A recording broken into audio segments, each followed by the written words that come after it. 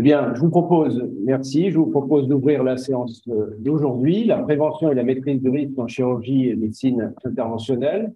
Et je vais demander donc au coordinateur de cette session, Antoine Vatrelot, de me rejoindre, et Didier Loger, qui est co-modérateur, Antoine Vatrelot, membre de l'Académie, gynécologue et président de Fondampro, Didier Loger, urologue, membre de l'Académie, président du syndicat national des chirurgiens et urologues de France et membre du comité d'organisation de l'APU, vice-président du Conseil de l'Ordre, j'avais toute place sur ma page, c'était d'activité, vice-président du Conseil de l'Ordre de l'ISER. Voilà. Alors, je vous propose d'ouvrir la séance. Nous allons donner la parole à Madame May Michelangeli, qui est de la Haute Autorité de Santé, directrice de la qualité et de la sécurité des soins.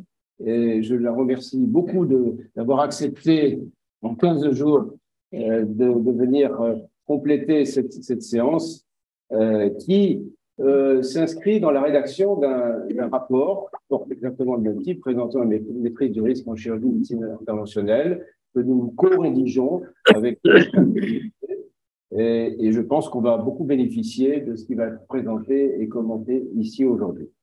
Madame May Michelangeli nous présente donc qualité et sécurité des soins en chirurgie, un challenge à relever ensemble.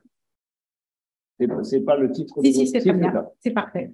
Alors, vous avez la parole. Bonjour à tous et merci de cette invitation. Évidemment, je suis très honorée d'être là et même si c'était court, voilà, je relève le défi de venir vous parler de ce sujet qui me tient à cœur, puisque vous allez voir, je vais essayer de vous brosser quelques exemples et vous voyez que j'ai été aidée pour cette présentation de quelqu'un que certains connaissent, qui est le docteur Philippe Cabarro, qui travaille aussi avec moi dans le service. Alors, bon, je ne sais pas à vous que, évidemment, je vais dire que on ne fait pas les études de médecine et de chirurgie pour nuire. Et évidemment, la sécurité du patient, c'est un impératif pour tous les médecins et évidemment pour tous. Et peut-être, il faut juste se rappeler que c'est en 1999 aux États-Unis, avec le rapport To Err is Human, que pour la première fois, on parle des décès et de 100 000 morts par an à l'époque aux États-Unis, dus aux soins, en tout cas liés aux soins. Alors, en France, beaucoup de choses ont été faites depuis.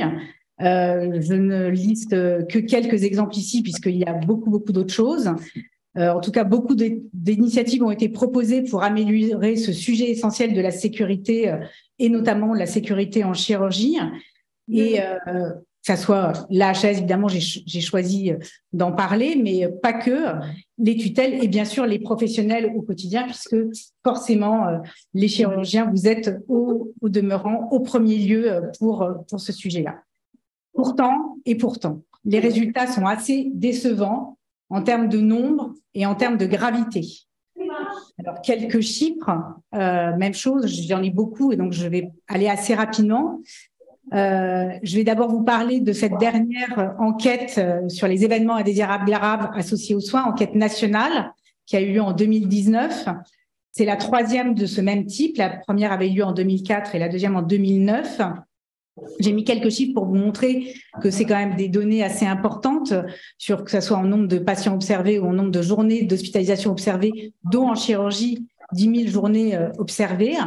Et vous voyez un chiffre de 4 événements indésirables graves par service de 30 lits et par mois. Ce chiffre, à l'époque, en 2009, était de 5. Donc, on peut estimer qu'il y a une baisse. Et effectivement, les auteurs nous montrent qu'il y a une baisse statistiquement significative de ces événements indésirables graves évitables. Cependant, pas pour les actes chirurgicaux. C'est le seul endroit, entre guillemets, le seul périmètre où ça ne diminue pas. C'est pas forcément très étonnant au regard des risques de ce secteur. On va en reparler. Ce qui est intéressant, et je vais insister là-dessus, et je sais que ça fera écho à certaines présentations, il y a une fréquence en hausse de certains facteurs contributifs. Les facteurs contributifs, vous savez, c'est ce qu'on appelle aussi, dans la survenue d'un événement indésirable, l'événement, la cause profonde, les causes racines, tout ce qui va finir par faire en sorte que ça arrive et qui n'a pas été arrêté. Et vous voyez qu'en hausse de ces facteurs, il y a la défaillance humaine. Alors après, on peut creuser ce qu'il y a derrière. La mauvaise définition de l'organisation et des tâches, la composition d'équipes non adéquate, les locaux, les équipements, les produits non adaptés et la culture sécurité. Alors, au regard de ça, je vais vous montrer d'autres chiffres qui sont des chiffres que vous ne connaissez pas bien, je pense, qui sont issus de la base de retour d'expérience de l'accréditation des médecins. Je vais vous parler aujourd'hui beaucoup de l'accréditation des médecins et des équipes médicales. C'est un sujet qui me tient à cœur, le service en a la charge et nous œuvrons pour que ce dispositif s'adapte et évolue et emmène de plus en plus de chirurgiens et d'anesthésistes réanimateurs. Et j'espère que je vais vous convaincre, en tout cas qu'il faut en parler. Et regardez, donc ça, c'est la base de retour d'expérience. Donc, les médecins, les chirurgiens, les anesthésistes qui sont dans ce dispositif déclarent chaque année des événements indésirables associés aux soins. Donc, par année, vous voyez le nombre d'événements indésirables. C'est volontaire, donc il n'y a aucune obligation d'adhérer à ce programme. Donc, c'est des chirurgiens qui ont particulièrement envie de s'investir dedans. Et vous voyez que quand on regarde, donc c'est évidemment de façon très structurée, c'est une analyse selon les 7 facteurs, ce qu'on appelle de la grille alarme, qui est la référence pour analyser les causes profondes, les causes racines encore, ces facteurs contributifs. Et vous voyez que finalement, sur le podium de ces facteurs reviennent systématiquement les facteurs liés à l'équipe. Donc, c'est tout ce qui est communication, transmission, répartition des tâches, collaboration, comportement, encadrement, supervision. Tout ce qui est facteurs liés aux tâches à accomplir, tout ce qui va être lié au protocole absent, insuffisant, les résultats d'examen, l'aide à la décision, la programmation, la planification.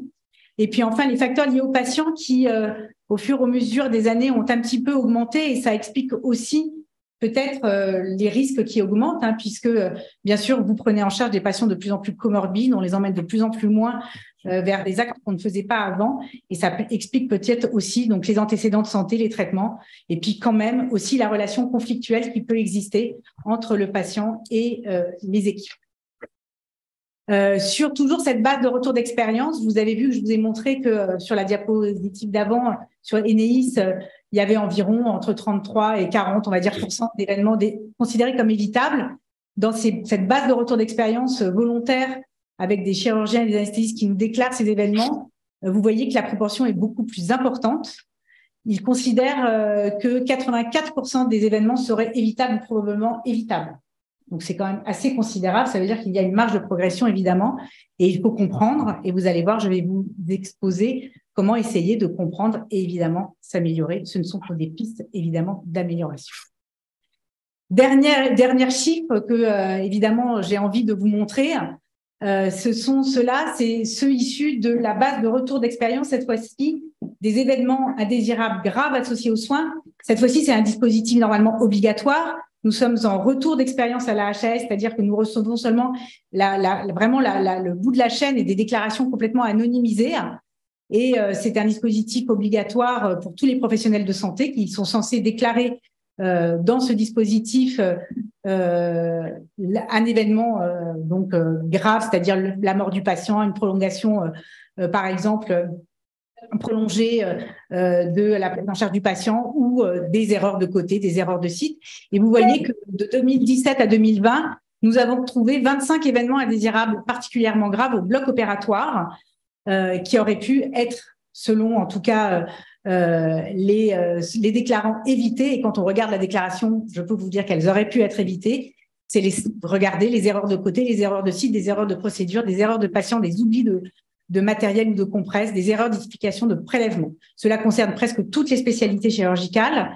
Et ce qui est intéressant, évidemment, et c'est toujours ça que nous, on essaye de chercher, c'est qu'est-ce que finalement est commun à tout cela. Et en fait, c'est malgré tous les efforts déployés, parce qu'il n'y a vraiment pas de mauvaise volonté, évidemment, des équipes de nuire, malgré tous ces efforts déployés, l'analyse approfondie des causes fait toujours apparaître au premier plan la défaillance du travail en équipe et identifie la nécessité d'améliorer la communication au bloc opératoire. Et enfin, la barrière défaillante identifiée, et ça, je peux vous dire que je suis à l'HF depuis 2013, et depuis 2013, j'essaie de faire bouger les choses et je n'y arrive pas. En tout cas, il faut que vous y arriviez. Dans la plupart des cas, les professionnels de santé qui ont déclaré disent que c'est parce que la checklist a mal été utilisée. La checklist n'est pas défaillante, c'est parce qu'elle est mal utilisée. La checklist est un outil formidable. Alors, que faire? C'est bien beau tout ça, mais comment est-ce qu'on peut avancer ensemble? Alors d'abord, je crois qu'il faut se dire que c'est l'affaire de tous, parce que d'abord, les patients sont les premières victimes. Les médecins, les chirurgiens, les anesthésistes, vous êtes les deuxièmes victimes, parce que, vous le savez, c'est la seconde victime dans le cadre d'une déclaration, dans le cadre de la survenue d'un événement indésirable grave. C'est très traumatisant pour le professionnel. Et puis, bien sûr, les gestionnaires, les financeurs, les assurances, pour lesquels les complications et la prise en charge, le coût est important. Alors, oui, mais on peut faire bouger les choses ensemble. Il suffit de presque, j'allais dire, le vouloir. Pourquoi les professionnels, la volonté d'aller plus loin qu'individuellement, et peut-être une volonté politique portée par les sociétés savantes et pourquoi pas l'Académie de chirurgie. Après, une volonté d'aller, bien sûr, jusqu'au bloc opératoire et de la mise en œuvre sur le terrain. Il faut prendre conscience tous autour de la table quand on est au bloc opératoire que c'est une équipe, c'est pas un chirurgien, un anesthésiste, une IAD, une IBOD, c'est évidemment une équipe. Les gestionnaires qui doivent donner les moyens, évidemment, et puis bien sûr les patients, vous allez voir, je vais vous en parler aussi, qui doivent aujourd'hui, bien sûr ils sont les victimes, mais aujourd'hui ils ont leur mot à dire, vous le savez de plus en plus, ils peuvent donner leur avis, ils doivent donner leur avis, ils doivent s'impliquer dans leur soin. Alors comment faire? Évidemment, j'ai pas de baguette magique. Ça serait trop facile, mais je peux vous donner des pistes et puis je peux vous proposer des choses. Alors, on a imaginé avec Philippe Cabarrot une évolution nécessaire de culturelle, technique et organisationnelle. Culturelle au niveau des professionnels et du management, un management qui doit changer, vous le savez, c'est le leitmotiv depuis ces dernières années du fait que le management doit changer, elle doit être bienveillant, doit laisser de l'autonomie aux équipes. Et donc, ça doit être reconnaissant, valoriser les professionnels. Technique, c'est tout ce qui va être autour des outils mis à disposition. Je vous en montrerai quelques-uns que l'on peut mettre à disposition. Et puis organisationnel, et je vous donnerai un exemple. Alors, sur l'évolution culturelle, voilà, il ne s'agit pas d'imaginer, encore une fois, une énième obligation légale, réglementaire ou quoi que ce soit. Ce n'est pas ça le sujet. Le sujet, c'est d'essayer de faire évoluer ensemble ce qu'on pense, ce qu'on croit, les valeurs dans lesquelles on parle beaucoup de culture sécurité, les valeurs dans lesquelles on croit ensemble. Et donc, c'est un changement de valeurs professionnelles sur lequel il faut arriver. Il s'agit finalement de pratiquer au quotidien, en même temps d'être ouvert à une analyse de la pratique, ce qui n'est pas de soi en l'occurrence. Il s'agit d'entendre ce qui va bien, extrêmement important, de valoriser aussi ce qui va bien, dans la démarche idéale, bien sûr, avec balisé par les recommandations, il n'y a pas de sujet. Et puis surtout, aller comprendre ce qui a pu mal se passer dans la vie réelle, avec toutes les limites et les obstacles qu'on rencontre, pour comprendre et s'améliorer. Et évidemment, moi, ce que je vous propose aujourd'hui, c'est un programme clé en main, mature, d'accréditation des médecins et des équipes médicales. Et j'ai pas le temps de vous rentrer dans le détail de ce dispositif. Cependant, je veux vous en dire un mot parce que c'est extrêmement encourageant pour nous d'avancer avec tous ces chirurgiens et ces organismes agréés de pairs qui travaillent avec nous. Donc, c'est un programme que j'espère que vous connaissez, qui est un programme médicalisé, co-construit par la HAS et les professionnels du bloc opératoire. C'est en fait une autorégulation professionnelle avec des organismes d'accréditation agréés par la HAS qui représentent les CNP et les sociétés savantes et qui sont encadrés sur le plan scientifique et méthodologique par une autorité externe qui est la Haute Autorité de Santé. Alors, on a énormément d'avantages. Je vous ai mis quelques chiffres, quelques présentations sur la diapositive, mais surtout, je veux que vous entendiez les avantages de ce dispositif qui est aujourd'hui accepté, qui est faisable dans la mise en œuvre de son programme au quotidien par les équipes de bloc opératoire, qui a montré sa dynamique d'amélioration de la culture sécurité des professionnels qui aujourd'hui n'ont plus de frein à déclarer des événements indésirables associés aux soins, qui a fait le fait que le sujet sécurité des patients puisse être approprié par un certain nombre de sociétés savantes et les collèges de professionnels, qui a cette fameuse base de retour d'expérience d'événements. On a 150 000 événements indésirables aujourd'hui associés aux soins dont il faut tirer des enseignements et on essaie de la faire parler tous les ans, mais c'est un travail colossal et heureusement, on n'est pas seul à la faire parler et ça nous permet d'élaborer et de diffuser des solutions pour la sécurité du patient, organisationnelles et pratico-pratiques et même de promouvoir des travaux de recherche clinique. Et bien sûr, ça nous permet, nous, HAS, d'avoir des échanges réguliers et fructueux avec les professionnels du bloc opératoire. Et ça, c'est quand même essentiel. Juste pour vous dire que l'accréditation, si vous l'avez connue en 2008, ça n'est plus du tout la même chose en 2023. C'est un dispositif qui s'adapte en permanence au contexte, qui a beaucoup évolué. Aujourd'hui, on est sur un programme qui évolue encore et qui se fait en équipe, soit d'une même discipline, soit même entre des anesthésistes et des chirurgiens, ou des radiologues et des chirurgiens et des anesthésistes, et qui aujourd'hui, en 2023, a évolué pour s'adapter aux exigences nouvelles qui vous attendent tous, qui est la certification périodique obligatoire depuis janvier 2023 des professionnels de santé. Je vais vous en dire un mot plus tard. Enfin, juste tout de suite même.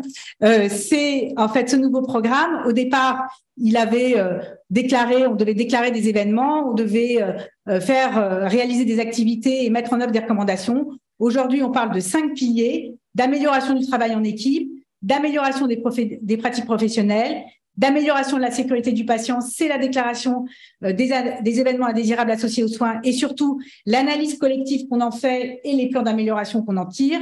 Et les 2 nouvelles dimensions qui sont vraiment importantes pour la sécurité des soins, qui est la santé des professionnels. Un professionnel fatigué, en burn-out, ne prendra pas bien en charge son patient, et la relation avec les patients, qui est au cœur aujourd'hui aussi de cette relation. Alors, du point de vue évolution technique, évidemment, cette évolution culturelle doit être accompagnée de l'évolution technique, et donc, il faut pouvoir proposer, outre des recommandations, des évaluations. Et donc, ce que je vous propose aujourd'hui, c'est par exemple de pouvoir d'évaluer les process et les résultats de vos interventions par des indicateurs de qualité et sécurité des soins et par des retours d'expérience. Alors, je ne peux pas évidemment citer tout ce qu'on fait, donc je vais prendre qu'un exemple. Gilles Bontemps, qui est dans la salle, voit bien de quoi je parle, puisqu'il a contribué à l'époque, en étant à l'ANAP, sur cette production socle de recommandations et référentiels sur la chirurgie ambulatoire. Donc, il n'y a pas de sujet sur la chirurgie ambulatoire. Vous avez un socle de référentiels énorme, que ça soit de recommandations, que ça soit d'outils de gestion des risques, et même des outils pour mesurer et s'évaluer. Et donc, en très, très, très rapide, je peux vous dire que sur les indicateurs de qualité et sécurité des soins, il y a beaucoup de choses pour améliorer et évaluer cette chirurgie ambulatoire qui progresse de jour en jour. Et donc, nous avons par exemple des indicateurs de processus sur tout le parcours de la chirurgie ambulatoire. Vous voyez qu'en 2022, sur des dossiers évalués, il y a 75 000 dossiers qui ont été analysés. On a des indicateurs de résultats. Je vous ai parlé du patient, et donc on a des patients qui répondent quotidiennement à un questionnaire de satisfaction et d'expérience de leur séjour en chirurgie ambulatoire. Vous voyez qu'il y a eu plus de 2 millions de réponses patients entre mai 2018 et octobre 2022. Ça fonctionne et ça apporte des outils réels pour améliorer la qualité et la sécurité des soins dans les établissements de santé. Et puis, les petites nouveautés, c'est à partir des bases de données PMSI, parce qu'on essaye d'automatiser de plus en plus les choses. Et donc, nous avons rendu aux établissements de santé pour la première fois des indicateurs de réhospitalisation après une chirurgie ambulatoire pour 6 interventions ciblées, et c'est extrêmement intéressant. Vous avez des interventions en neurologie, en gynéco-obstétrique, pour les amygdales, pour les hémorroïdes, pour la prostatectomie. Je vous ai dit gynéco-obstétrique, je me suis trompée, excusez-moi, c'était cholécystectomie. Et donc, on avance aussi, on progresse là-dessus. Et maintenant, il faut s'en emparer pour voir ce qui ne va pas et progresser. Un exemple autre de retour d'expérience, c'est ce que je vous ai parlé, c'est bien beau de déclarer dans la base des événements indésirables graves associés aux soins, mais si les professionnels n'ont pas de retour sur leur pratique et sur ce qu'ils déclarent, ça ne sert à rien. Et donc, on a mis au point cette nouvelle collection, j'allais dire, pour essayer de montrer que finalement, déclarer, ça a de l'intérêt, ça arrive à d'autres, et ça permet de montrer que oui, c'est grave, oui, ça existe, mais qu'on peut faire des choses. Et donc, on a sorti, ça c'était le premier flash, et il se trouve que ça s'appelle sécurité au bloc opératoire. Un petit chèque vaut mieux qu'un grand choc. Et donc, c'est toujours un peu décalé pour montrer un peu qu'on peut aussi attirer, puisqu'il faut choquer pour marquer les esprits. Et donc, en fait, ce que vous voyez là, c'est des événements qui sont vraiment arrivés. et qui sont racontés dans les événements qui nous sont déclarés. Alors, ils sont un peu remis en forme par nous. On montre quels sont les événements. Évidemment, là, c'est pas lisible, hein, mais évidemment, vous pouvez les retrouver sur le site de la HAS. On a toujours un petit paragraphe pour que cela ne se reproduise pas, puisqu'il y a toujours des solutions, et pour en savoir plus, ce qui nous permet finalement de mettre en avant un certain nombre de recommandations qui sont déjà faites. Enfin, le dispositif d'accréditation, je vous ai parlé de son retour d'expérience, et là, c'est un énorme travail fait avec les organismes agréés. Et donc, on produit, par exemple, la solution pour la sécurité du patient énormément. Celle-ci, elle a été difficile. Et franchement, elle valait le coup. C'est la coopération entre anesthésiste, réanimateur et chirurgien. Et elle est évidemment, j'espère qu'elle vous parle. Elle a abouti à la nouvelle version de la checklist au bloc opératoire de 2018. Et en 2023, on a encore une fois ce sujet-là que je tiens vraiment à cœur. Et du coup, vous avez la possibilité, pour que la checklist soit mieux comprise et adaptée, de faire des checklists spécialisées, de faire des checklists personnalisées. L'Académie de chirurgie peut s'en emparer, les spécialités aussi, pour que ça corresponde plus aux attentes des professionnels. Et puis, pour terminer, évidemment, je ne peux pas finir sans une l'évolution organisationnelle. Il faut que tout ça soit soutenu par de l'organisation. Et donc, évidemment, je suis à la Haute Autorité de Santé, je ne peux pas vous parler de l'organisation et de la certification des établissements de santé. Évidemment, en très rapide, parce que j'aurais peut-être des tonnes de choses à vous dire, mais je n'ai pas le temps. La certification des établissements de santé, même chose, elle a énormément évolué. Aujourd'hui, c'est la certification pour la qualité des soins. Elle s'intéresse aux patients, elle s'intéresse aux résultats, elle s'intéresse aux équipes de soins, elle s'intéresse beaucoup plus à cette culture de la pertinence et du résultat. On n'est plus du tout sur mettre en œuvre, juste voir si les protocoles sont mis en place. Ça n'est pas ça. On veut évaluer les résultats. Il y a 4 objectifs et évidemment, on a fait un zoom et je remercie Anne Chevrier, qui est la chef de service du service de certification, qui m'a aidé à préparer cette diapositive. En quoi la certification répond aux enjeux des secteurs interventionnels? La certification va aller regarder si le patient est bien informé. Et donc, par exemple, sur les dispositifs implantables ou sur les consignes de suivi en post-opératoire, on va aller interroger. Les équipes, on va aller voir si elles sont coordonnées. Vous avez vu, je vous ai montré, la communication, la coordination entre les équipes était quelque chose d'important. Évidemment, la checklist est au cœur de la certification et c'est même, vous voyez, un petit triangle parce que c'est un critère impératif. C'est-à-dire qu'il faut absolument que l'établissement réponde à ce critère-là si l'établissement veut être certifié. Et les équipes doivent maîtriser les risques liés à leur pratique. Et vous voyez qu'il y a des petites choses qui doivent vous interpeller sur les bonnes pratiques, par exemple d'antibioprophylaxie, de maîtrise du risque infectieux ou de l'autorisation de sortie du patient en chirurgie ambulatoire. Et bien sûr, les équipes évaluent leurs pratiques. On va aller regarder comment les équipes évaluent leurs pratiques. Et donc, je terminerai. Pour revenir à l'accréditation, je vous en ai parlé comme finalement ce dispositif qui me semble aujourd'hui extrêmement mature pour un tas de raisons. Et vous voyez ici en haut les exigences portées par la certification périodique d'actualiser les connaissances, de renforcer la qualité des pratiques, de la santé du professionnel et de l'amélioration de la relation avec le patient. Et vous voyez décliné en dessous ce que le dispositif, le programme d'accréditation propose.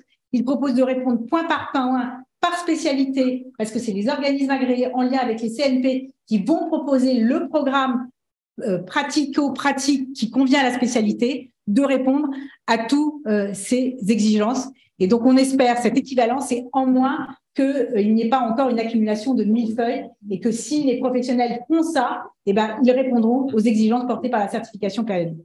Je vous remercie pour votre attention. Merci, bravo. Comme vous l'avez dit, il y a des tonnes de choses à te dire et bravo de l'avoir fait en si peu de temps. Restez s'il vous plaît parce qu'il va y avoir quelques questions. Je ne savais pas si c'était tout de suite ou pas. La parole est donnée à la salle. Oui, Christine, un micro pour le... Voilà, on est super. Merci. Ça marche? Oui. Merci de ce brillant exposé, Madame May. Je suis particulièrement intéressé par le sujet parce que depuis, ça fait 25 ans que j'étudie, même plus d'ailleurs, de façon assez sérieuse le problème, puisque j'ai même fait une thèse de doctorat en droit quasiment sur le même sujet, en essayant de voir dans les complications chirurgicales quelles étaient les parts respectives de la faute et du risque.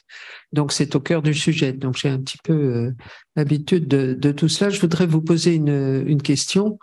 c'est pas une question piège, mais enfin quand même ça interpelle les chirurgiens. Depuis que tout ce programme de la HAS a été mis en place depuis 15 ans, 20 ans, je ne sais plus exactement, vous signalez que les événements indésirables graves vous paraissent en augmentation dans les secteurs qui nous concernent, c'est-à-dire la chirurgie. Est-ce que vous avez analysé ces facteurs dans le détail? Parce que c'est vrai que ça peut interpeller. Alors, je pense que tous les chirurgiens présents dans la salle pourraient donner des explications, parce que je pense qu'on a quelques réponses à fournir, mais dans le domaine de la HAS, est-ce que ça apparaît? Alors, j'ai pas dit exactement que ça augmentait. En tout cas, j'ai dit que ça n'avait pas diminué par rapport aux autres, effectivement, secteurs a priori. Donc, cette enquête, c'est une enquête qui n'a pas été faite par la Haute Autorité de Santé. Hein, c'est l'enquête Lénis et c'est les auteurs qui disent que c'est comparable par rapport à 2009. Donc, évidemment, je ne peux que les croire. Ce qu'ils mettent en avant, probablement, alors, moi, je vous ai donné une piste en disant il y a le côté patient. Aujourd'hui, et ça faisait partie des on va dire, je trouve plus mes mots, des préconisations qu'on avait fait aux auteurs en disant attention de ne pas comparer des choses pas comparables. Aujourd'hui, quand on prend un patient en charge avec beaucoup de comorbidités très âgé, ben forcément, peut-être qu'avant, on ne le prenait pas en charge et donc on l'exposait peut-être pas au même risque. Après, il y a l'évolution des technologies, ça c'est sûr. Donc, on progresse dans toutes les techniques et je crois que il y en a pas mal autour de la table sur l'innovation et il faut saluer cette innovation. Cependant, à chaque innovation, il faut faire attention au progrès que ça engendre et au risque que ça coûte. Aujourd'hui, peut-être, en tout cas, ce qu'on met en avant, et c'est la seule chose que nous, on retrouve dans la base de retour d'expérience, c'est cette défaillance autour de ce travail en équipe qui n'est pas suffisamment finalement enseigné. Le chirurgien, on l'apprend notamment à être le meilleur individuellement. On ne lui apprend pas encore suffisamment à travailler en équipe. Et aujourd'hui, on sait, on va sortir une solution pour la sécurité du patient d'ailleurs sur les biais cognitifs. J'espère que les situations tunnelisantes, vous verrez, c'est passionnant. Et une des barrières, c'est l'équipe. L'équipe peut arrêter des choses. Et aujourd'hui, il nous semble que le travail à faire, peut-être, est ici. Monsieur le Président, Henri Coudane, est-ce que je peux poser une question? Oui, professeur Coudane, passe président de l'Académie. Merci, Monsieur le Président. Deux réflexions d'abord très rapides. La première, j'ai été président d'Orthoris, qui est un gros organisme d'accréditation, et Laetitia le sait bien, pendant 3 ans. Et pour répondre d'ailleurs à l'intervention précédente de notre collègue, j'ai l'impression de dire la chose suivante. Si les chirurgiens, en particulier les orthopédistes, puisqu'ils sont souvent responsables d'une grande partie des événements indésirables pour de multiples raisons, faisait l'effort d'exécuter les directives de la HAS, à mon avis, ça irait beaucoup mieux. La HAS fait un travail tout à fait remarquable, tant sur le plan bibliographique, sur le plan épidémiologique, et je voudrais ici le dire publiquement. Le deuxième point, c'est que je voudrais remercier Madame Laetitia May de son excellente présentation. Je vois qu'elle est toujours très, très pragmatique et systématique, et qu'elle se lance toujours dans la bataille de l'accréditation. Et Laetitia, je vous en remercie 1000 fois. Alors, j'aurais une seule question très technique pour Laetitia qui concerne l'information. L'information, ça fait maintenant, depuis la loi du 4 mars 2002, ça fait donc plus de 22 ans qu'elle est obligatoire. Et mon expérience d'expert en matière de responsabilité montre que comme elle était obligatoire et que les compagnies d'assurance essayent de faire en sorte que ce motif n'entraîne pas le chirurgien dans des complications médico-légales, voire dans des condamnations, c'est un petit peu dévié sur le plan éthique. On voit systématiquement, dans ce cas particulier, une information qui est simplement signée par le patient, par l'intermédiaire de la secrétaire du chirurgien, où il est écrit noir sur blanc, le chirurgien m'a donné toutes les explications des tenants et des aboutissants relevant de l'intervention. Or, la HAS, Laetitia, j'espère ne pas me tromper, a écrit noir sur blanc une recommandation en disant que cette information pré-post-opératoire, puisqu'elle est continue, devait être donnée au cours d'un entretien particulier, ce qui, dans les affaires médico-légales que j'ai eu à traiter en chirurgie orthopédique, n'est jamais le cas. Chère Laetitia, qu'en pensez-vous? Alors, effectivement, aujourd'hui, c'est facile de tracer l'information aussi, voilà, mais c'est pas ça l'information.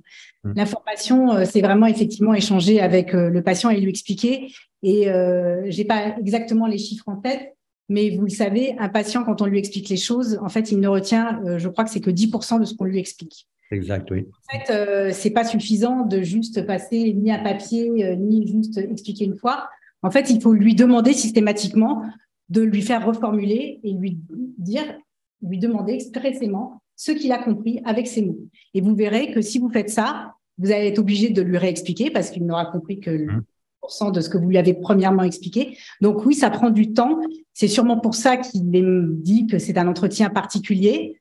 Après, il y a des façons de faire, d'organiser des choses, peut-être, voilà, il faut revoir les organisations encore une fois pour que ça se fait dans de bonnes conditions. Mais prendre le temps d'échanger avec lui est aujourd'hui effectivement quelque chose qui est bien noté et qu'il faut prendre en compte.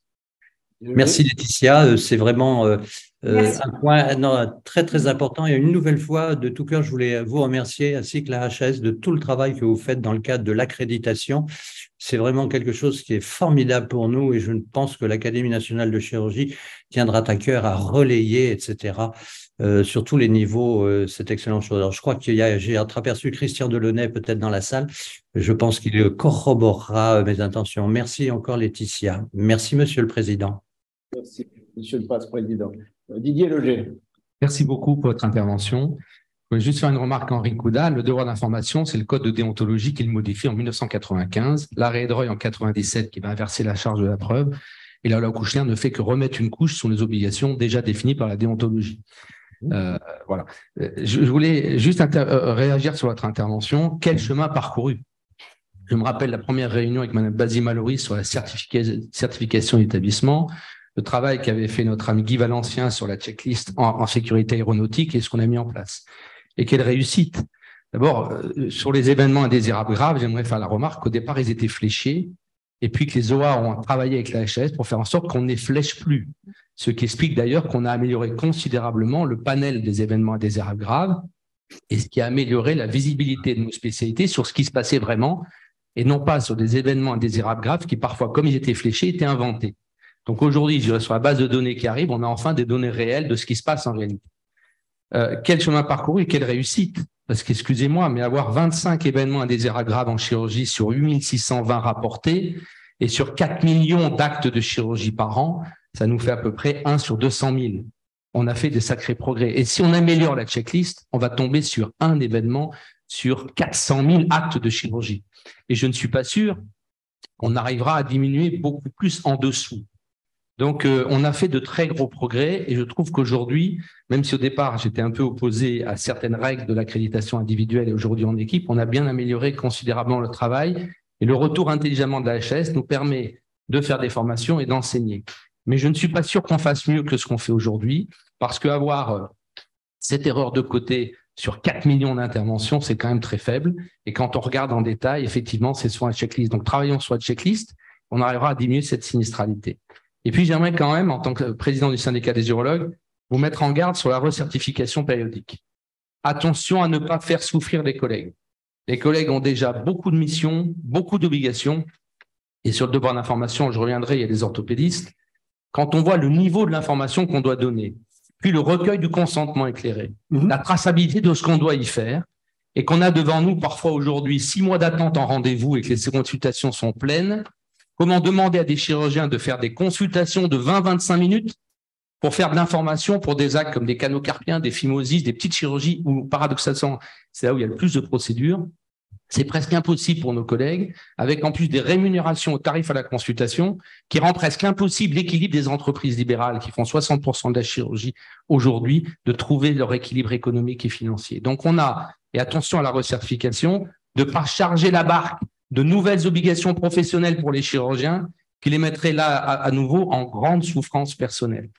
on se bagarre avec vous, mais pas intelligemment tous ensemble, faisons en sorte que l'accréditation demain puisse participer à la recertification, parce qu'on essaie de se battre ensemble et que le ministère l'entende bien, et qu'ensemble, avec l'HS, on arrive à obtenir, parce que si l'accréditation n'est pas la recertification, si le DPC n'est pas supprimé ou modifié, on aura l'accréditation, la recertification, le DPC, etc., la radioprotection et tout ce qui va derrière. Les chirurgiens passeront 30% à 40% de leur temps à faire autre chose, et l'accès aux soins dans ce pays va encore plus s'effondrer.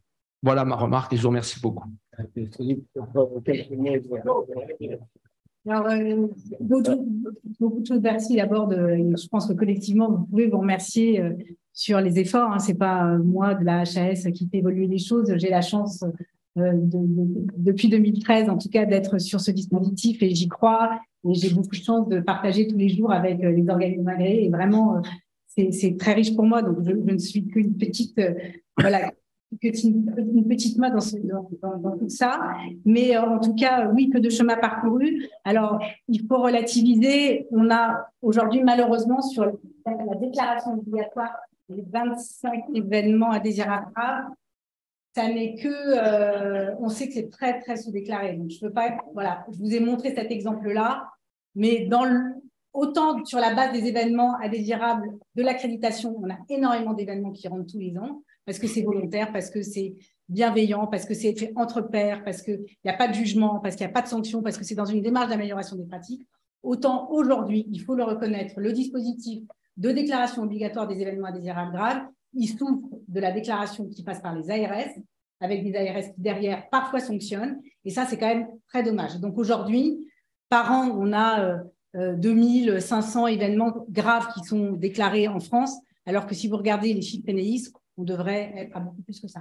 Mais l'HAS, Mme Bachelot nous l'avait promis, les déclarations devaient être anonymisées. Oui. Et au moment où le décret est sorti, elles n'ont plus été anonymisées. Et du coup, ça complique complètement par rapport à la sécurité aéronautique, où on déclare les événements en sécurité aéronautique de façon anonyme à un organisme indépendant qui peut travailler dessus. En médecine, on l'a laissé nominal. Donc, les collègues ne veulent pas déclarer à l'ARS un événement indésirable grave de peur que leur nom ressorte à l'ARS et qu'il soit sanctionné. Et c'est Mme Bachelot nous avait promis que ce serait anonyme. Le décret a enlevé l'anonymisation. Et c'est pour ça qu'on a une sous-déclaration des événements indésirables graves. D'accord, la protection du déclarant, en fait, on devrait encourager et donc féliciter celui qui déclare. Et aujourd'hui, c'est l'inverse. Une question complémentaire du secrétaire général. Donc, vous l'avez dit, nous avons fait beaucoup de progrès ensemble. C'est vrai. Nous avons encore des marges de manœuvre. Vous avez beaucoup parlé de la checklist. Mais la checklist, elle est très mal faite en France. Je ne sais pas comment c'est dans les pays étrangers, je n'ai pas l'expérience. Mais j'ai l'expérience de 42 ans de chirurgie en France. Qu'est-ce qui se passe? La checklist, on l'a fait avant l'opération et après l'opération. Pendant, on ne la fait pas. Mais avant l'opération, qu'est-ce qu'il fait le chirurgien? Il répond au téléphone, il va voir un malade dans un service. Pendant ce temps, l'anesthésiste, il endort le malade. Une fois que le malade est endormi, le chirurgien vient faire son job, et l'anesthésiste, lui, par contre, il a aussi des gens à voir, ou une autre salle d'op, un autre canal carpien à endormir à côté, etc., etc. Et du coup, je pense que cette checklist, on peut beaucoup l'améliorer. Parce que vous dites, il faut travailler en équipe. Mais en fait, l'équipe, dans une salle d'opération en France, elle se voit pas beaucoup. Et le problème. Tous les chirurgiens savent très bien que lorsqu'à la fin de l'intervention, ils ont fini et qu'ils veulent aborder les problèmes de prescription post-opératoire, et la deuxième partie de la checklist est quand même une partie aussi très importante, c'est très compliqué, parce que l'anesthésiste, il est en train d'extuber le malade, il emmène le malade au réveil, etc. Puis entre-temps, le chirurgien, il s'est barré. Parce qu'il a aussi, il faut qu'il descende en ambulatoire pour libérer un patient qui soit patiente. Ces points-là n'apparaissent pas dans les analyses. Et c'est pour ça que vous avez abordé le sujet de la relation entre les chirurgiens et les anesthésistes. Et c'est vrai que c'est très important d'avoir un qui fait quoi, mais en salle d'opération, les circonstances font que la checklist, elle est pas très bien faite. Alors, pour prolonger ce qui vient d'être dit, on va rappeler que nous avons reçu l'ASPAR, ici, la discussion a eu lieu, et une des idées qui ont été discutées, une des suggestions, c'était que la checklist soit signée séparément parler de trois grands responsables, on va dire, de ce qui se passe en l'équipe que vous avez évoquée, c'est-à-dire effectivement le chirurgien, une signature séparée de l'anesthésiste avant et après, mais également de la personne qui représente l'établissement. En général, c'est une IBOT qui est responsable de ce qui se passe dans la salle. Est-ce que ça fait partie des pistes d'amélioration que vous évoquez? Et après, il y aura encore une prise de parole. Alors, sur la checklist, il y a tellement à dire. On a beaucoup travaillé depuis 2 ans pour essayer de comprendre pourquoi elle n'était pas bien faite. D'abord, elle est vécue aujourd'hui comme c'est la HAS qui dit il faut la faire pour répondre à la certification et cocher les cases. Donc, tant que ça sera vécu comme une injonction administrative, ça ne marchera pas. Donc, il faut qu'on fasse comprendre que la checklist, ça interrompt des événements et que si elle est bien faite, et ben, le patient qui dit non, c'est pas moi parce que finalement, c'est pas mon bon bracelet, il y a bien cet outil de communication entre les anesthésistes, les chirurgiens, les IBOD, les IAD. Moi, j'en ai rien à faire qu'elle soit signée, excusez-moi de parler comme ça, par un tel. Moi, ce qui m'importe, c'est qu'elle soit bien faite et qu'elle serve. Dans l'aéronautique, la dernière fois, j'ai eu la chance de monter dans le cockpit de l'avion. J'ai vu la réalisation de la checklist au moment où ils la font. Ils sortent leur petit carton plastifié. Il n'y a pas de signature derrière. Ils la disent, ils épellent mot à mot chacun en transmission croisée et ils vérifient point à point. Mais ils sont ensemble dans le cockpit. Et donc il faut, à un moment donné, ça dure 30 secondes d'être ensemble à la fin de l'opération. Ça dure 30 secondes au début de l'opération. Moi, je suis désolée. Je pense que 30 secondes avant, pendant et après, ça vaut le coup pour le patient. Dernière question, monsieur. Très court, oui. Merci beaucoup, c'est très intéressant. Je voudrais parler de l'information aux patients. Pour dire simplement que j'avais cette expérience pour faire des prothèses de hanche ou des prothèses de genoux. Je convoquais les malades une fois par mois, tous ceux qui allaient être opérés le mois suivant, 20, 25 malades par là, et ils avaient un cours avec, en général, un kiné et une IBOD, plutôt l'IAD d'ailleurs, c'était l'infirmière anesthésiste, qui les prenait 2 heures avec, répondre à toutes leurs questions. Et je pense que c'était extrêmement positif. Voilà. Mais ça, personne n'entend jamais parler de ça. Oui, parce que personne n'y croit. Parce qu'il n'y a que ceux qui y vont. Et ceux qui n'y vont pas, tu les opères pas. Les gens étaient contents. Et d'autre part, c'est jamais une infirmière et c'est jamais un kiné qui saura dire vous risquez l'amputation. Jamais ils feront ça. Et or, on doit le dire. On a le temps à respecter, éviter les discussions transversales. Oui, vraiment 2 mots, puisque je pense que l'essentiel a été dit. Tout le monde, bien entendu, pointe du doigt l'importance de l'équipe, c'est évident. L'équipe, je dirais 2 choses. Premièrement, il faut qu'elle soit là. Et deuxièmement, il faut qu'elle soit compétente. Alors, j'enfonce les portes ouvertes. Qu'elle soit là, c'est le problème de l'accès aux soins, c'est le problème des listes d'attente de certains malades, dont des malades de cancérologie, dont des malades dont le tout retard, en particulier dans l'urgence, peut être fatal, ou sur des malades qui se retrouvent amputés alors qu'on aurait très certainement pu faire mieux. Et puis, par corollaire de cela, c'est la compétence. Est-ce que la compétence de chaque chirurgien français est identique à tous les endroits du territoire? Je pose juste la question. Bon, là, je vais pas répondre là-dessus. Juste qu'il y a les compétences techniques, et là, je ne répondrai pas. Mais aujourd'hui, il y a les compétences non techniques qui ne sont pas enseignées, très peu. Et je sais que ça termine. Voilà. Ouais, donc, on va en parler un peu. Voilà. Merci beaucoup. Merci beaucoup. Oui, juste ensemble.